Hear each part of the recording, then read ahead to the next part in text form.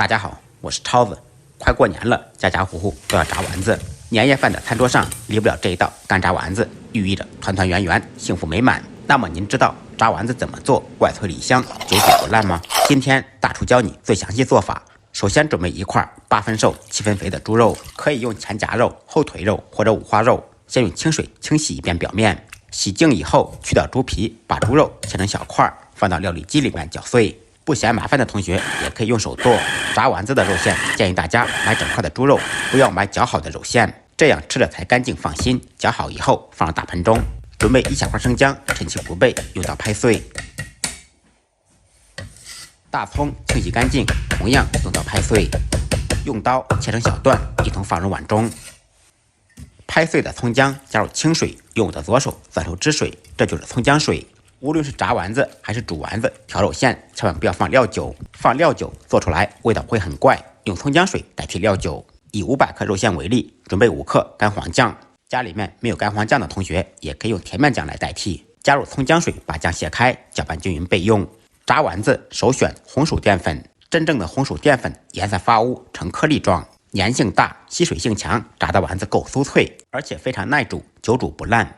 准备80克红薯淀粉，加入80毫升葱姜水，用勺子搅拌均匀，把淀粉卸开。红薯淀粉呈颗粒状，不搅开的话，炸的时候容易崩油。再准备50克炒熟的白芝麻，材料全部备好，接下来开始调馅。卸开的干黄酱和红薯淀粉一同倒入肉馅中。干黄酱本身就很咸，所以盐不要加太多。500克肉馅加入5克盐，3克鸡精，少许白胡椒粉，再来一点13饴，增加复合香味。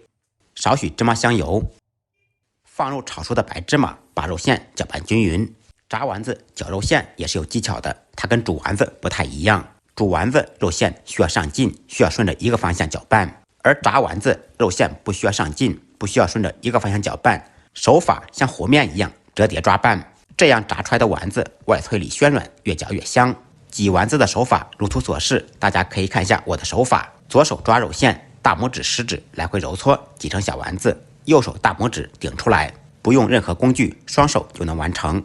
总之，熟能生巧，多做就会了。起锅做宽油，开中火把油温烧至4-5成热，下入挤好的丸子。一次性做得多，可以分2到3锅炸，不要太挤。全部下锅定型以后，用罩力搅拌，防止粘连。开中火在锅中炸约2-3分钟，炸熟炸透。炸一遍不够酥脆，先把它捞出来，再次把油温烧至5-6成热。油热以后，高油温复炸半分钟，这也是丸子酥脆的关键。炸至金黄酥脆以后，捞出控油，装入盘中。一道嘎嘣脆、嗷嗷香的干炸丸子就做好了。这样做的干炸丸子，直接吃外脆里香，做汤久煮不烂。学会的同学点完赞，年夜饭给家人露一手。咱们再累，记得按时吃饭。下期视频见，拜拜。